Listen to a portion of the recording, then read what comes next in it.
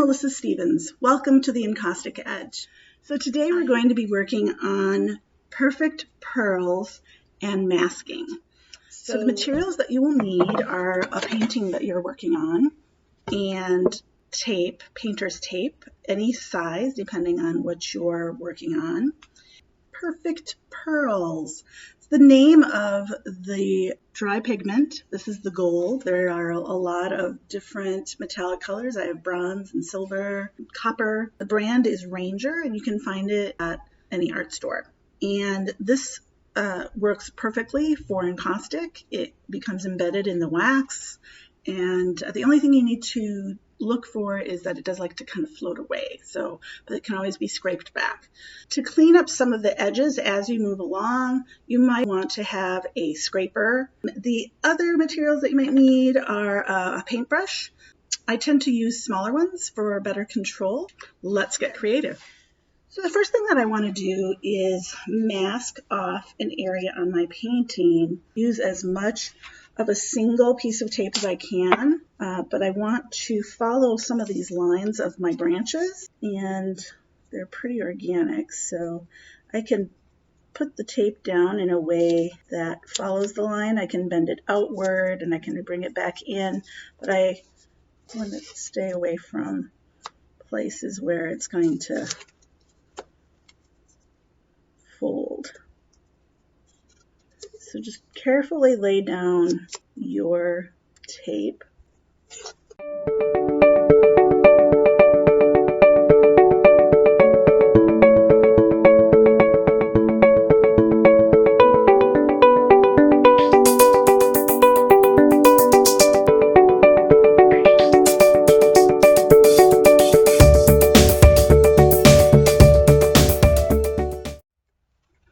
So I didn't mention, but you might want to also include scissors as one of your materials that you have handy so that you can trim the tape in the exact size and shape that you need it. I normally wouldn't want to, if I were using encaustic paint instead of a pearlescent or a dry pigment, I normally wouldn't want to use as many pieces of tape. But with this, it's okay because I don't really go to fuse it until the very end. So the first thing I want to do is I want to take the lid off. Well, I want to shake it up, get as much on the lid as I can, and then I will open it away from my painting, not directly over it, because I know that a lot of that pigment is in the lid. I want to make sure to keep it far away from my nose. And I'm going to go ahead and I'm going to bring my paintbrush, and you can see how much dry pigment is in that lid that is just ready for me to use up with my paintbrush. I'm going to put it on my paintbrush. I'm going to start at the beginning, and I'm just going to rub it across my masked area. And that is just going to fall in there. And you'll notice when your paintbrush is getting low, but look, I did that whole section. I can even grab what went out onto the tape and reutilize it into the shape that I created with the masking tape. But you can see it's probably a little more subtle on the camera, but I can tell that my brush is running out. So I'm going to go ahead and I'm going to do more, another layer. Unlike the encaustic paint where you have to fuse each layer, I can put a nice thick layer of the pigment on there. And as I'm brushing, I am creating heat between the paintbrush and the painting, which is creating that fusing process just a little bit. I will have to go in with the torch later to make sure that I've got it secure into the painting. But you can see there's a beautiful shine that's created with this pigment.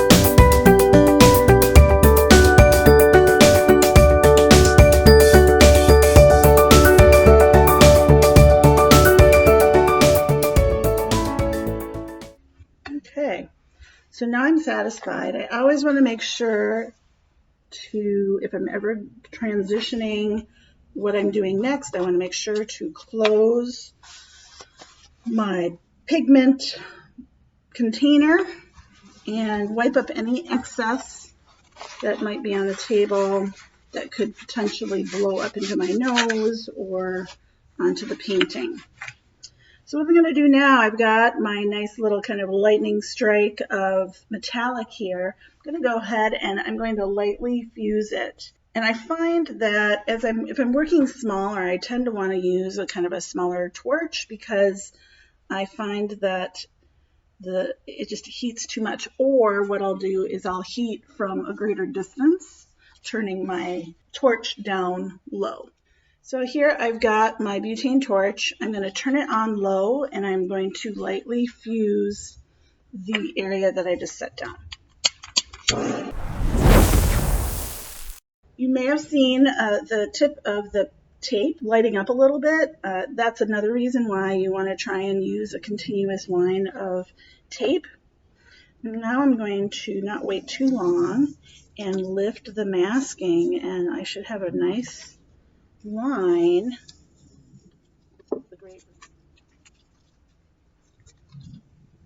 So I got this tape down pretty flat, so I'm going to go ahead, I'm going to take a razor blade and from the furthest reach of where I have the line down, pick up that tape. So you can get the most subtle lines with the gold pearlescent pigments. And I'm going to go ahead and I'm going to lift that up for you so you can see those lines in there. Really subtle, but really have quite a dramatic effect when you're up close and in person. So I did notice as I was looking and inspecting this, I did end up getting a bit of the pigment here. So I'm going to just take my scraper and take that off.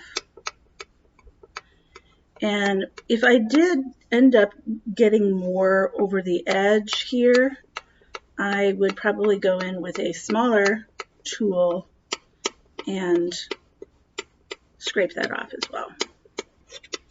I might decide that I like some of the spray of the pigment here, kind of creating a little bit of a sheen across here. But what I'm going to do is I'm going to go ahead and I'm going to fuse where I scraped to make sure that I have a nice smooth surface to do more pigment over the top of.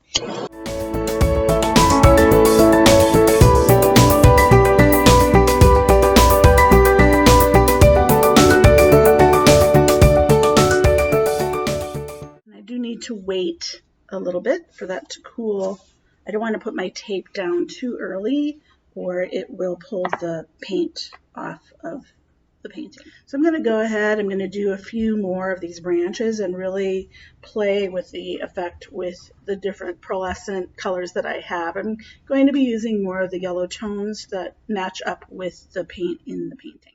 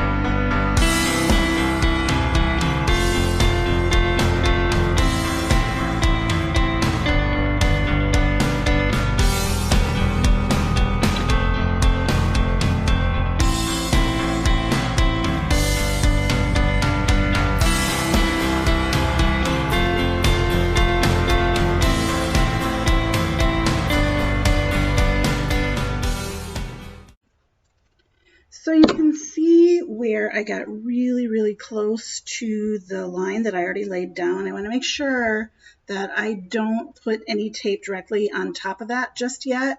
At the very end, I'll do it across the board fusing just to make sure that every particle is really super connected to the painting. I could also potentially put another layer of clear encaustic medium on top, but that would subdue the shine that I'm getting from the metallic pigment. So now I'm just going to go over carefully, go over the edges of the tape that I laid down, those inside lines. I want to make sure that they're not going to bleed out, paying close attention to the direction in which I laid the tape down. So hopefully I don't go peeling it all up again. All right, so I'm going to go ahead, I'm going to apply bronze pigment, and I'm pulling it away to the side from my painting, and I'm putting it upside down, tapping it down, and then I'm putting it right side up, but I'm making sure to open it up away from my painting. Just using the same brush. I could potentially clean it and use a different brush, but I kind of like the idea of the colors overlapping. So some of the gold in this reddish bronze color I'm super okay with.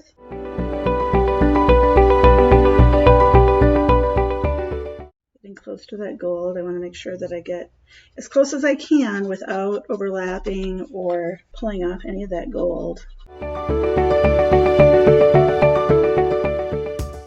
Doesn't matter what kind of brush you have. Normally with the encaustic medium, you want to make sure that you're using natural hair brushes, but because this brush is not being dipped into the paint, it's not affected. So this is actually an acrylic brush, just a cheap one that you would buy for your kids, but it's the perfect size for this kind of work.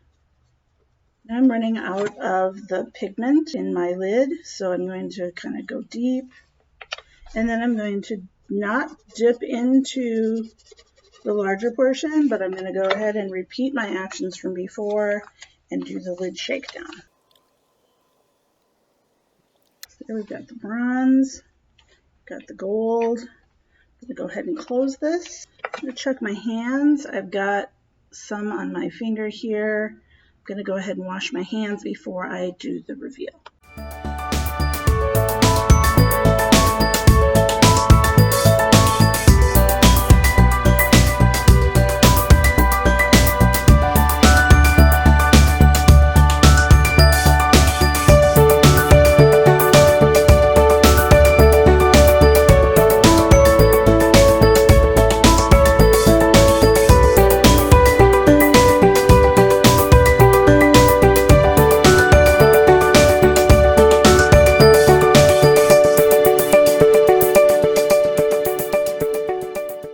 So the white pearlescent that I put in there to kind of evoke a young branch, something that's just growing, is really light and super, super subtle. You can see it a little better in person. There, you get a little glint of it right there. I really like the way that looks. So I'm going to go in with a little bit more of the white, and then I'm going to call this piece done.